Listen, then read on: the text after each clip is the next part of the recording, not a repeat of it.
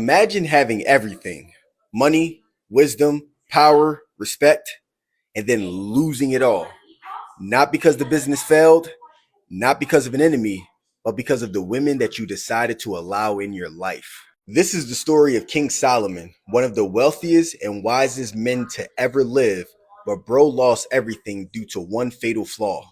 In the Bible, it says that God gave Solomon a choice: ask for whatever you want me to give you.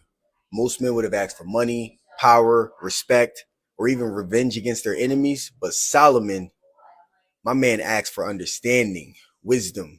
And because of that, God didn't just give Solomon wisdom, he gave him everything. Bro was getting the equivalent of 1.2 billion in gold every year. My man kingdom was so rich that silver was worthless. He built a palace covered in gold and ivory that took 13 years to build. And like a president, he took control of all trade routes, taxing nations who came through. They said he had 1,400 chariots, 12,000 horsemen, and the most powerful army in the region. Solomon understood money, power, and influence better than any man alive at the time.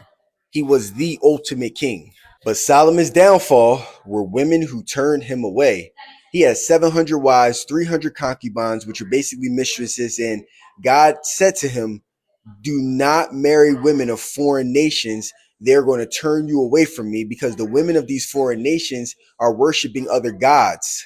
King Solomon thought that he was too wise to fall, but no man is strong enough to play with fire and not get burned. King Solomon started building altars for false gods. His wives started to worship false gods, and he turned away from the very God who gave him everything. And because of that, it says in the Bible that God tore the kingdom from him and it was split apart after his death.